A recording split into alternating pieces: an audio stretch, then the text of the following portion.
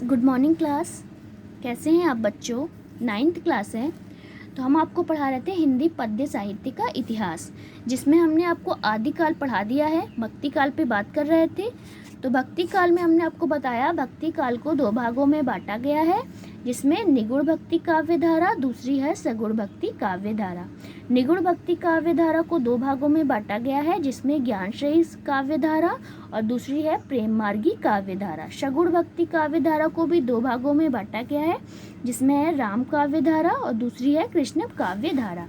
अब बात कर लेते हैं निगुण भक्ति शाखा पे। ठीक, तो इसमें निगुण भक्ति को ज्ञान मार्गी शाखा भी बोलते हैं। तो इसमें ब्रह्म के निराकार रूप की उपासना की गई है। इस युग के प्रमुख कवि कबीर दास जी हैं और अन्य कवियों में संत रैदास, नानक, मुल्लक दास, धर्मदास और सुंदर दास प्रमुख हैं। तो इस युग में निर्गुण भक्ति काव्य धारा में, जिसे ज्ञान मार्गी काव्य धारा भी बोला जाता है, तो इसमें भगवान की निराकार रूप में पूजा की जाती थी। और इस युग के प्रमुख कवि कबीर दास जी हैं, जिन्होंने भगवान की निराकार रूप से उपासना करते थे, पूजा करते थे। और अन्य कवियों में संत रैदास, नानक, मुल्लक दास, धर्मदास, सुंदर दास हैं। इसे संत काव्य धारा भी बोला जाता है, क्योंकि इस युग में सभी जितने भी कवि थे वो सब संत थे। और इसकी दूसरी जो शाखा है वो है प्रेम मार्गी शाखा, प्रेम मार्गी काव्य धारा, जिसे प्रेम श्रेयी शाखा के नाम से भी जाना जाता है। इसे पल्लवित करने का श्रेय सूफी मुसलमान कवियों को है। मतलब इसे बढ़ाने का श्रेय प्रेम मार्गी शाखा को या फिर प्रेम श्रेयी शाखा को बढ़ाने का श्रेय सूफी मुस्लिम जो थे उन्होंने सबसे पहले इन्हें बढ़ाया है। ठीक, इस सूफी कवियों की कविता दोहा तथा चौपाई छंदों में थी। इस युग की प्रमुख विशेषता प्रेम की पीर, विरह की वेदना, तीव्रता, कथा में रोचकता और कल्पना तथा इतिहास का समन्वय इस सूफी कवियों की प्रमुख विशेषता है। तो इनकी प्रमुख विशेषता क्या है? प्रेम की पीर, विरह की वेदना, तीव्रता, कथा में रोचकता और कल्पना इस युग की प्रमुख विशेषता है। इस शाखा के सर्वश्रेष्ठ कवि मलिक मोहम्मद जायसी हैं। तो प्रेम मार्गी काव्य धारा के सबसे प्रसिद्ध कवि मलिक मोहम्मद जायसी हैं, जिनकी कृति पद्मावत आख्यानक काव्य है, जो हिंदी साहित्य का एक रत्न है। मतलब इनकी जो कृति है पद्मावत, जो आख्यानक काव्य है, वह हिंदी साहित्य का एक रत्न है। जायसी कृति पद्मावत अवधी भाषा में लिखा गया है। इसके अलावा इस युग के प्रमुख कवि कौन से हैं? कुतुम्बन, मंझन, उस्मान, शेख नबी, कासिम शाह और नूर मोहम्मद इस युग के प्रमुख कवि हैं। कौन से? कुतुम्बन, मंझन, उस्मान, शेख नबी, कासिम शाह और नूर मोहम्मद इस युग के प्रमुख कवि हैं। इसके बाद आपका आता है सगुण भक्ति काव्य धारा। तो इसमें ईश्वर की जो पूजा होती थी वो भगवान को आकार दिया गया। निगुण काव्य धारा हमने आपको पढ़ाया, तो इसमें भगवान की निराकार रूप से पूजा होती थी, पर इसमें जो सगुण काव्य धारा है इसमें भगवान को आकार दिया गया। और इस युग के जो प्रमुख कवि हैं वो हैं तुलसीदास।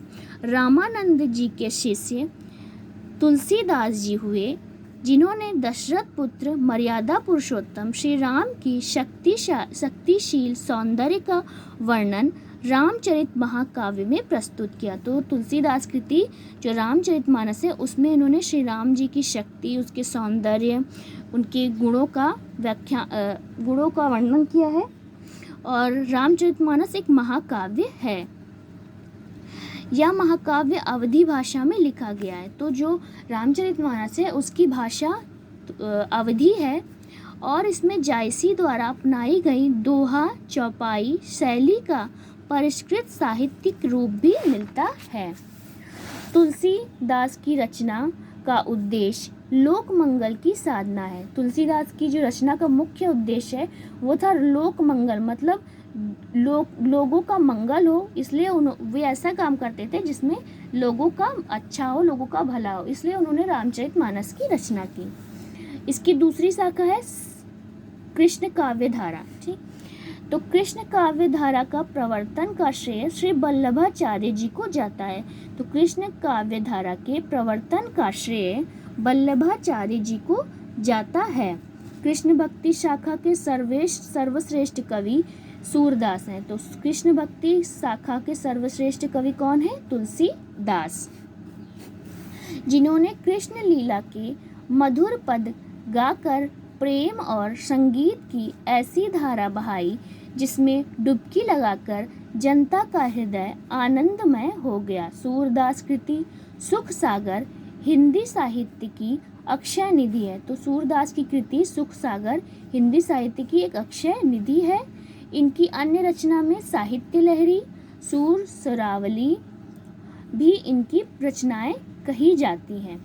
ठीक, तो इन्होंने जो रचना लिखी सूर सागर, साहित्य लहरी, सूर सरावली, ये सब कृष्ण भक्ति पे लिखी गई है। कृष्ण भक्ति कवियों में सूरदास के अलावा, जिन्होंने कृष्ण की भक्ति की, जिन्होंने कृष्ण पे रचनाएं की, उसमें सूरदास के अलावा अन्य जो कवि थे उसमें नंददास, परमानंदास, कृष्णदास, कुंभनदास, चतुर्भुजदास, क्षितिज स्वामी और गोविंद स्वामी। तो इस युग के अन्य कवियों में नंददास, परमानंददास, कृष्णदास, चतुर्भुजदास, कुंभनदास, क्षितिज स्वामी और गोविंद स्वामी हैं।